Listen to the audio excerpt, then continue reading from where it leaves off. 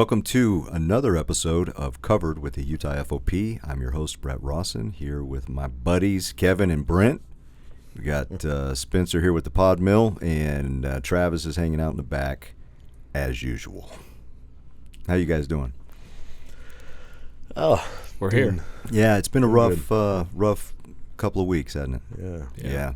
We've this is the memorial episode, and of course we'll be talking about Police Week and everything that goes on there. I think by the time this airs, you guys will be there, correct? Yep. Today is National Peace Officer Memorial Day for those listening. Okay. Yeah, and the magic of podcast. So you're in D.C. It's so weird to talk about the future as if it's now, but we're just about a week out in real time. But at the time the listeners actually download this and listen, you will actually be there and doing what we do there. What is Police Week, Brent, and why do we celebrate? Well, Police Week is it basically commemorates the service and sacrifice of law enforcement, and it was created in 1962 by President Kennedy, and he designated May 15th as Peace Officer Memorial Day. Yeah. And May 15th, which also happens to be the birthday to the FOP. And it was the FOP that launched this, and in 1982 they started the memorial service. Right. On the lawn of the Capitol. And every May 15th since is that memorial service. Now, also during that same time frame, the FOP Auxiliary spun off an organization that we know as COPS, Concerns of Police Survivors, specifically to help with the families, and COPS has been a sister organization of the FOP since its inception. It was grown out of the FOP. And every May 13th, which will be Monday, is COPS' Candlelight Vigil. Right. And so those two events sparked what is now known as Police Week, which has grown into, other things. There's the FOP does an honor guard competition on the 14th, and other organizations have like the Unity Tour and things like that everybody kind of packs into that time. But the two keystone events to that are the Candlelight Vigil by COPS and the Peace Officer Memorial Service, which is obviously done by the FOP. Right. And it's celebrating the lives and honoring the sacrifice of, it's now more than 23,000 names on the wall in Washington, D.C., which is an incredible number. And it grows all the time. It's, I've explained to my family that this is the war that doesn't end. And so, unfortunately, there are always names that are added to that wall. Now, very sadly, we have an additional name to add coming from Utah, and Sergeant Hooser, who was murdered in the state of Utah by the driver of a semi-truck. Stolen semi. Yep. And, of course, we're in real time, this has just freshly occurred. And of course, FOP responded, the lawyers responded down to Santaquin and, did what we could to help. And there was the procession. I think, I'd like to describe for a moment the procession that took place for 60 miles coming from Santaquin, because I had the honor to drive in that. And if you've not seen that before, or if you're listening and don't quite understand what that is, let me tell you a little bit about that.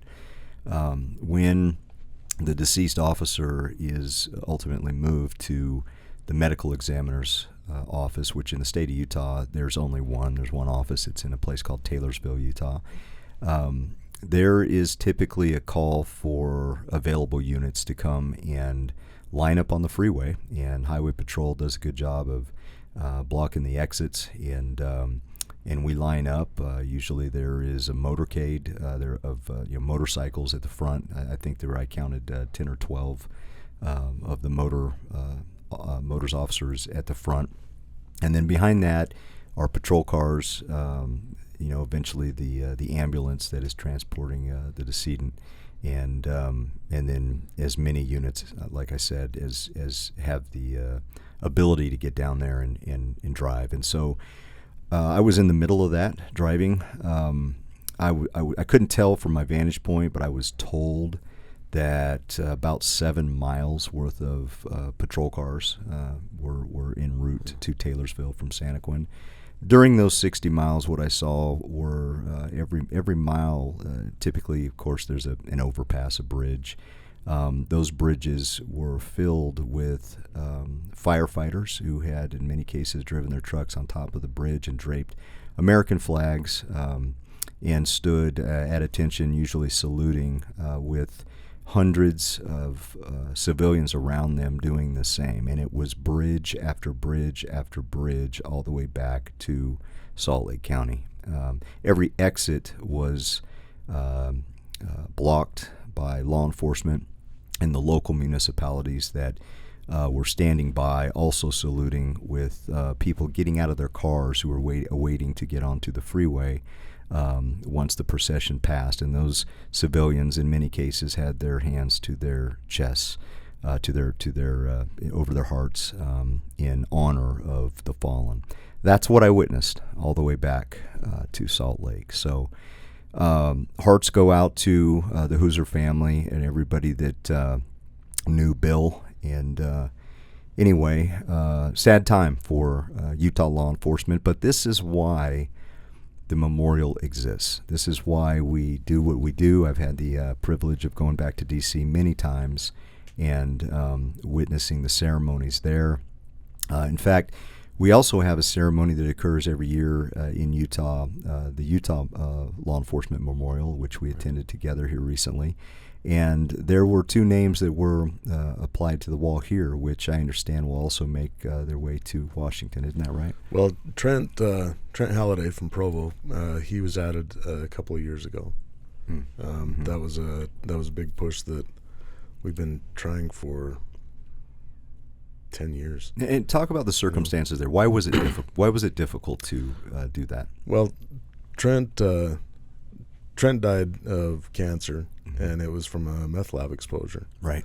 Well, in Trent's case, hundreds of them, but a couple in particular, and we, for some reason, now the scrutiny to get on the wall is rightly, there are check marks that right, going through to make sure qualifications.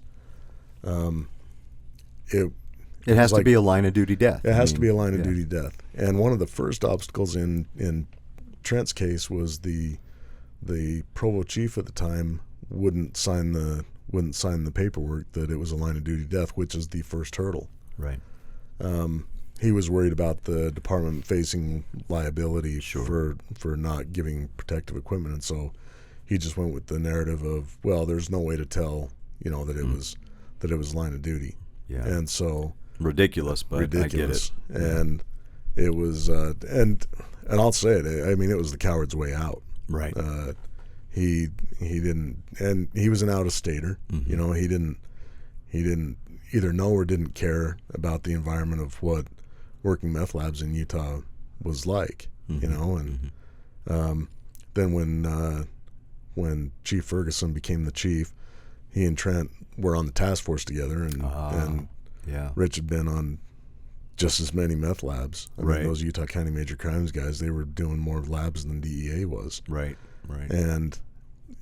And so, but because of the delay in time, the time itself presented hurdles, and so then it became even more so. And so the FOP used the influence that they had on the memorial committee to try and push that forward, and there was a concerted push, and then Congressman Burgess Owens got involved and addressed it on the House floor in Congress, and finally got him up over the edge. And then come to find out that the policies for the state of Utah were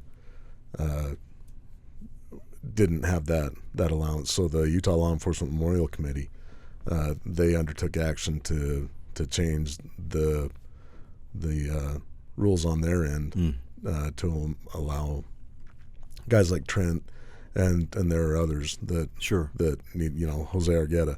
Jose was in on the same lab where the death bag broke open over the top of him and Trent. Right. And Jose also died. They died within like 6 months of each other. Tell the listeners what a death bag is. So, well, Kevin, you're probably more equipped to cover that. It's basically where everything.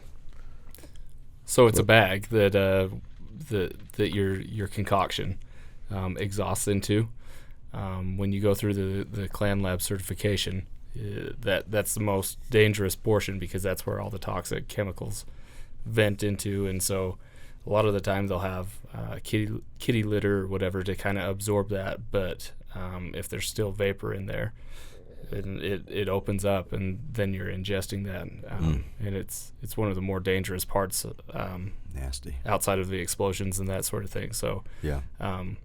So when one of those breaks and you're under it, and they're venting up through attics and that sort of thing, I mean, that is not a place where you want to be. No, especially not without the protective gear of an SCBA. Right. And so, I imagine as long ago, this was early 2000s, right? This occurred late 90s, early 2000s that he was hitting these labs. Yeah. And perhaps the PPE wasn't, what it needed to be. Yeah, you guys are laughing like, well, what's that? Yeah, I mean, and Travis could talk about what, because our team and was combined with the state team, and they were the only team. They were the only SWAT team, Clan Lab certified, and so they hit everything. And I don't know, Trav, do you want to? I don't know if he's got a mic back. He doesn't have a mic back there, but it's one of these situations where you hear the stories and you just, it defies logic, the amount of sacrifice. I mean, at the Utah Law Enforcement Memorial, they were talking about if they knew that, or rather, if their throats hurt 3 days later, they knew that it was a high quality bust because the toxins were at a level that were causing that irritation to their throats. Looking back, just how horrible that was. I mean, that was cancer happening, in real time. And really, it underscores the nature of the memorial, both the state and the national one, is that they are full of cops that, despite the risk to themselves, and really the risk to their families, that despite all that they still went in and did it because it's what it takes to make the community safe. Yeah. And that's what it is. Time in and out is we have cops throughout the state and throughout the nation that are willing to make that sacrifice. And look, there's always going to be chuckleheads that will sit there and pontificate from their basement keyboard, right. Cheeto dust all over it, and and say stuff to ignite ignite whatever. Right. But at the end of the day, we've got a knucklehead in Utah. I read something recently about this. Hey, rather than give that idiot any right, we won't even go there. Yeah. He's just but the point of it is that the cops out there would still. Yeah, there's a type of canoe, Brent. There's a type of canoe, and he is that type of canoe. He is. So I had the opportunity yesterday to do a news interview, and in regards to Sergeant Hooser, and the reporter asked something that I thought was kind of a good question. That she said, we just had, as a reporter, she had the opportunity to cover the protests that were happening up at the U and college campuses everywhere. And she said, I went and covered those, as I also covered the ones in 2020. And she said, what would you say as an officer about the people that were saying nasty things about you guys in 2020, and then this happens now? And I said, well, the thing is we swore an oath, and we swore an oath to not only those that speak kindly about us, but we swore an oath to protect everybody. And she asked, do you think that Sergeant Hooser, if he had the opportunity, would he have saved the man that ultimately killed him? And I I said, like, without a doubt, he would have. That's the job that we sign up for. And I said, ultimately, that suspect ended up needing medical attention, and it was officers that were there to help remedy the aid that he needed. And that's what we do. That's why we have memorials for these brave individuals that pin on that badge. I mean, that's why we do what we do in the FOP is we honor those that sacrifice, the ultimate sacrifice. Yeah. The officers got there first. They rendered aid. They got him on the ambulance, and I hope they patch that guy up and make him perfect just in time to get him executed. So I don't know if you guys want to leave that on this podcast, but that's just how I feel about it today. Yeah. The other thing that occurred at the state memorial that I would be remiss to not reference, we had Sheriff Mike Smith, right, who got up and talked about some research that had been done from almost 100 years ago. This research was done to identify an officer that was killed in the line of duty, a deputy that was killed in the line of duty in a traffic situation. Had only been in law enforcement, I think, under a year at the time that occurred. But it underscores the importance, certainly to our community, that nobody's ever forgotten. That we want to reach out and understand, what occurred, especially in those eras that, perhaps records weren't, kept as well as they are today in the modern era. But to go back and identify those who served and gave the ultimate sacrifice, and it's been just so very long since they've been interred and never really recognized, perhaps the way they should have. And it was 90 cool years that ago. They found family. Yeah, they found family that were there to. Yeah, was it Deputy Hand? Was that his name? Yeah. So died in 1931, and was it a motorcycle situation? Yeah. He was on a motorcycle headed to the jail to work his shift. It was a county-owned motorcycle, and there was an issue with lighting, and there was like a farm trailer of sorts that was sticking in the road and unmarked and everything. I can't imagine what the reflective ability of things looked like back then. And he struck that. Very sad young man, and but they were able to identify family after all these years, and we had family in attendance at the memorial, and so they applied his name to the wall. Now, Brent, will Deputy Hand's name also make it to Washington? It will. Fantastic. It will. And that's one of the things that they do. I mean, this year we have 282 names, I believe, going on the wall, and every year some of those are historical. Yeah. They have guidelines on just like encountering anything as a line of duty death, and so they require things more than just a news story or things like that. But they, and that's the thing with the process that comes up. I know that, especially in the profession, that it can be frustrating. It was really frustrating not being able to get Trent on the wall for so many years. But at the same time, I appreciate the fact that there's scrutiny. That it is hard. They need at scrutiny to, not everybody goes on there. And not everything is a line of duty death. There has to be a process, and it does take some time, and it's unfortunate in some instances where especially family, is waiting. But all in all, I feel like they do a pretty good job to work those things out. And it provides a little bit more, just knowing that it is unfortunately an exclusive club, and that they do look at it closely. And the other thing that I like is that I like seeing the support of the public that comes out, especially in situations like we're dealing with right now, and it's it's not lost on me that Bill's funeral is going to be on the same day as the candlelight vigil. Yeah. And just the outpouring of support. In fact, I got a text from Janetta Williams late last night, and Janetta, for those that don't know, she's the local president of the NAACP, and I know that a lot of organizations don't have a relationship with their NAACP like we have here. But Janetta has been. We're very privileged to have that relationship. Absolutely, Yeah. She is a great lady, and she sent this text.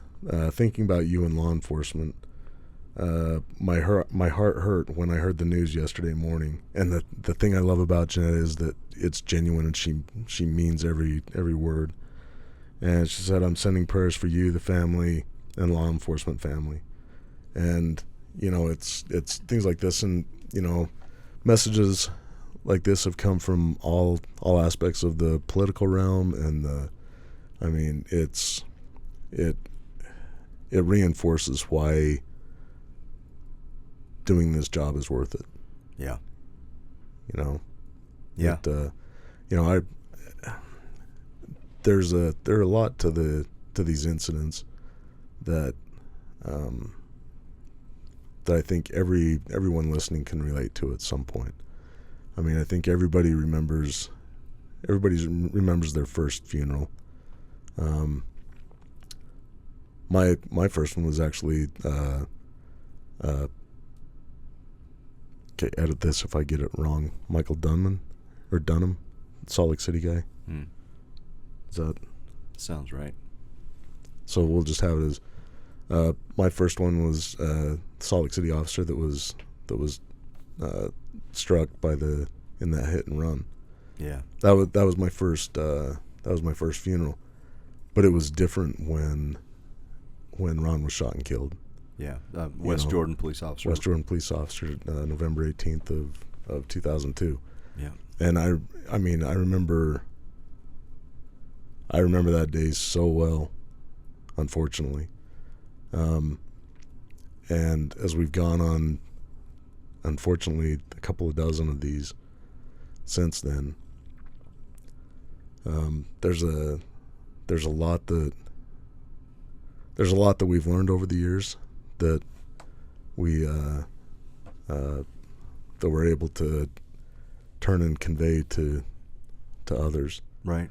That. Well, in talking about in real time this past weekend, just the outpouring of support that converged upon the community of Santaquin, and particularly the family, and most notably those who have suffered this degree of loss before, showing up to provide the kind of support that is needed by especially the widow.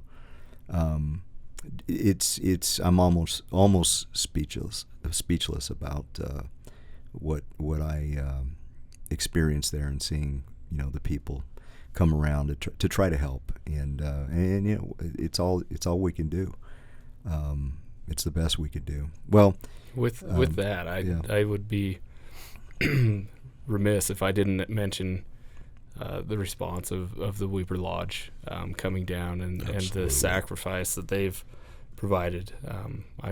We were just driving down to the PD. Everything was still really fresh. We were still trying to figure out exactly what was going on and trying to get a handle on things. And the Weber president, Derek Fisher, reached out to me and said, "Hey, we want to bring our trailer down. We'll feed people." And I said, "Great." Once we were able to coordinate that with Chief Hurst, and that he was fine with that. And so I expected to see the Weber Lodge show up, feed the officers that were involved, and feed them for maybe dinner that night. And when they arrived in style. Yeah, it was impressive. And then Derek told me, he said, "We're here till Tuesday." And, wow. And he hadn't even found a place to stay, because as we were visiting, and one of Reed Felter asked, "Hey, where are we staying?" Yeah.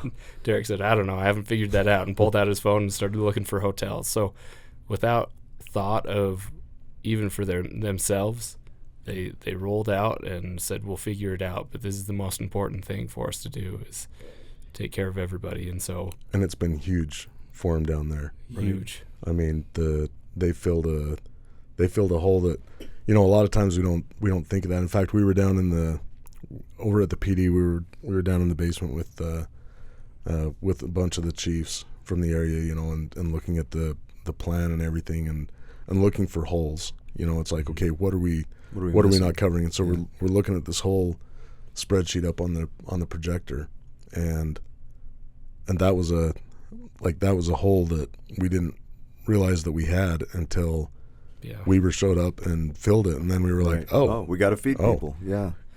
It's something else. I mean, I know this is airing on the 15th, right? Mm-hmm. So this funeral will have occurred 2 days prior, and if you haven't seen a police funeral, a line of duty death funeral, it is overwhelming. You'll see thousands upon thousands of officers attending in uniform, Class A uniforms with white gloves. The officer that passed will have had an honor watch from the moment that from the side of the road. Yeah, from the side of the road until he's interred, and they'll stand with him, and they will continue to sign up for the honor of doing that every day until that occurs. The thousands of people that are in attendance at the funeral, some of these are from agencies all across the nation. I recall people even flying in from out of the country in previous funerals. It will be attended by dignitaries, VIPs from all walks of government. The family will be up front, and there will be an outpouring of support from a community that still cares about us, and I know that they do because I saw them on that freeway. Well, and going back to the support that has been shown, I also would be remiss without mentioning our state chaplain, Matt Clough. He has been instrumental with helping the family, and just within our organization, he's been a conduit of information straight from the family, helping them, through this hard time and helping them plan this funeral. It's a tough job, and he's doing a fantastic job there. Well, and even even to our the political structure of the state, we've had reach outs from legislators. The Governor Cox spent a decent amount of time on the phone with her. He's out of state, and I know that we've disagreed on certain things over the years, but Governor Cox's conversation with her was huge, and just showing that side. And he's actually got word that he's cutting his whatever business he's on, he's cutting that short to make it back in time for the funeral. Wow. And so and that also underscores that we can have political differences, we can have differences of opinion on things, but I appreciate the leaders of our state knowing that when it's time to honor, they do. Yeah. And I think a lot of times we hold our politicians to a different standard than we even hold our spouses to. Sure. And it's easy to forget that, but it's times like this, as regrettable as it is, and I would be great if we never had to go through this again. But just like this incident, we had a streak going, and knowing that it had to end sometime, just the probability of everything. it's just weird how things line up, Yeah. and it kind of brings back that reminder that life is precious, and everything that we do is to preserve that. And just like our goal is to make sure that the communities are safe, and we put ourselves in second place, and even third place, because they're, like we said earlier, I mean, there are guys that would do whatever they needed to save the very pieces of trash that take the lives of officers, and so that heroism can't be ignored. It can't be overlooked. It can't be overshadowed. And as regrettable as it is, now is the time to honor, Right. and honor his life. And for those that know Bill or his family or the officers down there or anybody in the that has died in the line of duty, it's really easy to be bitter, and it's real easy to be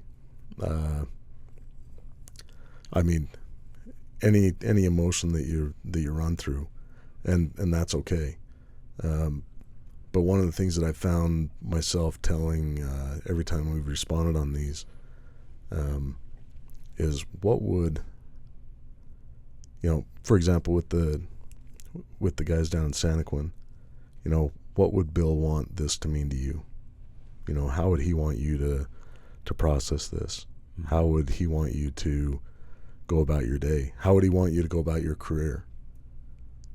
I don't know a single officer that has died in the line of duty that would want anybody to wreck their lives over that loss. Because that's not who they were.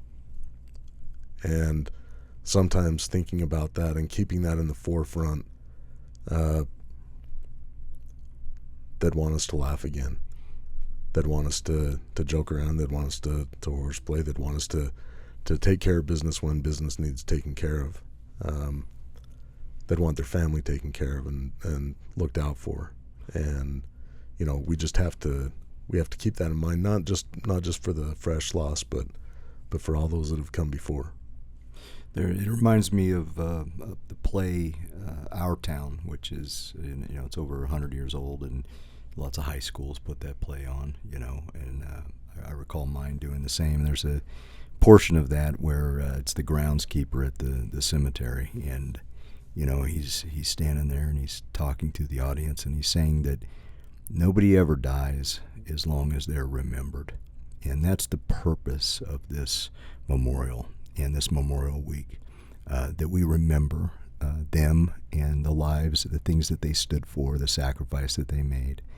And anyway, God bless the Hooser family, and God bless all of you. And if you've suffered a loss like this, just remember that your loved one, they loved what they were doing. They loved this job, and the compassion that they had to go out and serve in the way that they did is a big reason why they were who they were, and we love them for it.